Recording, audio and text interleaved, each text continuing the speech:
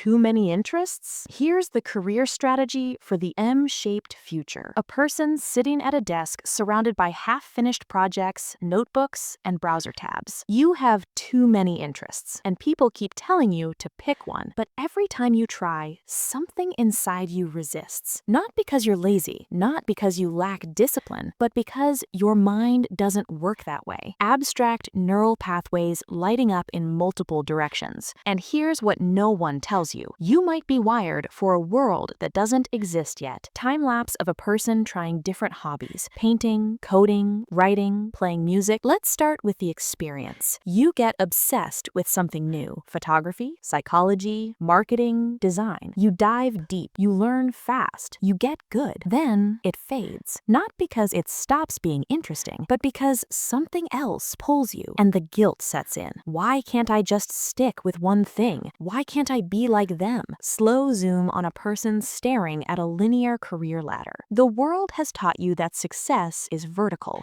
Pick a lane, climb the ladder, become the best. The T-shaped professional, deep in one area, broad enough to collaborate. But you don't feel T-shaped. You feel scattered. Calm nature scene with branches spreading in multiple directions. Here's the reframe. You're not scattered. You're M-shaped. And that's not a flaw. It's a blueprint. Animated diagram of an M shape with multiple peaks. The M-shaped mind has multiple peaks of depth. Not one expertise. Several. Not shallow. Deep in more than one place. This isn't new. Leonardo da Vinci, Richard Feynman, Maya Angelou. They didn't choose one thing. They let their interests cross-pollinate. And that's where the magic happened. Venn diagram overlapping, creating a unique center space. Psychologists call this integrative complexity. It's the ability to hold multiple frameworks in your mind at once, to see patterns across domains, to connect dots others can't see because they're only looking at one board. You're looking at three. Abstract brain scans showing heightened activity in creative and analytical regions. So why does your brain work this way? Let's talk about openness to experience. It's one of the big 5 personality traits. High openness means your brain craves novelty. It lights up when it encounters something unfamiliar. Dopamine doesn't just reward completion for you, it rewards exploration. A maze with multiple glowing pathways. Your prefrontal cortex, the part of your brain that plans and synthesizes, thrives on variety. When you switch contexts, you're not losing focus, you're building cognitive flexibility. You're training your brain to adapt, to transfer knowledge, to think in systems, not silos. Slow motion domino effect across different colored pathways. This is what psychologists call far transfer. Most people learn something in one area and apply it there. You learn something in one area and see how it applies everywhere. That's not distraction, that's synthesis. Split screen industrial factory line versus modern collaborative workspace. But here's the tension. The world was built for specialists. The Industrial Revolution needed people who could do one thing repeatedly. Education systems reinforced it. Corporate structures rewarded it. And so the narrative formed. Depth beats breadth. Futuristic city with interconnected networks and fluid workspaces. But we're not in that world anymore. We're entering what researchers call the post-industrial knowledge economy. Problems are interdisciplinary. Teams are cross-functional. The biggest innovations happen at intersections.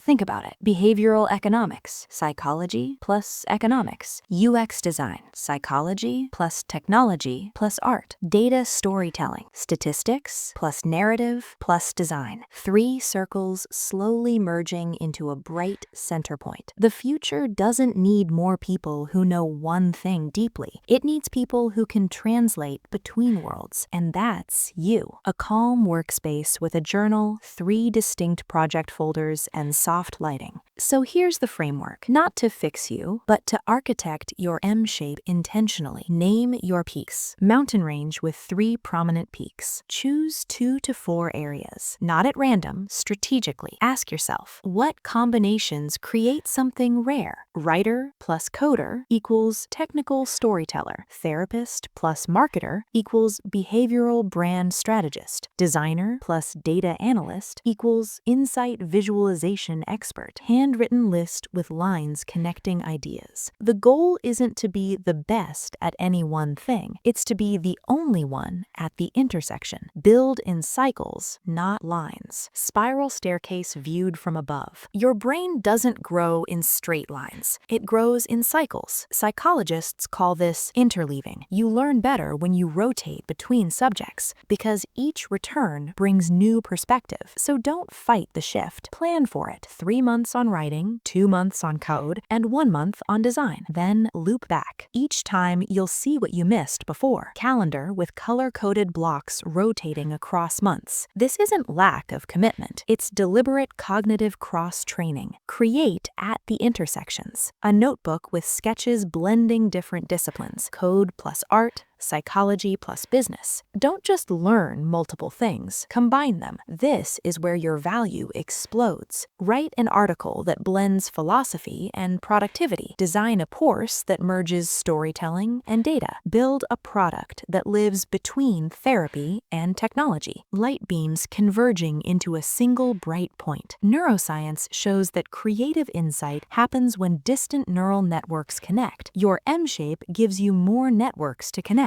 More raw material for original thought. Position yourself as a translator. 2 groups of people separated by a gap, one person bridging them. Specialists speak specialized languages. They can't always talk to each other. You can. You've been inside multiple worlds. You know the jargon, the assumptions, the blind spots. A person standing at the center of a web, threads extending outward. That makes you a bridge. And in a fragmented world, bridges are infrastructure. Protect your exploration time. A quiet room with a candle, a book, and a window showing stars. This is the hardest part because exploration doesn't look productive. It looks like wandering, but psychologically, it's essential. It's called divergent thinking. The brain needs unstructured time to make connections, abstract neurons slowly forming unexpected pathways. So block time each week, not for output, for input, for curiosity, for the thing that doesn't fit your resume yet. This isn't indulgence, it's strategic scaffolding. 3 mountain peaks now connected by a glowing thread. Here's the mental model that ties it all together. Think of your mind as a knowledge ecosystem, not a ladder, an ecosystem, a forest with interconnected root systems underground. In nature, biodiversity creates resilience. One species can't adapt fast enough when conditions change, but an ecosystem can. Seasons changing across a forest landscape. Your M-shape is your biodiversity. When one field shifts, you have others. When one skill becomes obsolete, you have transferable frameworks. You're not fragile, you're anti-fragile. A person walking slowly along a forest path at dusk,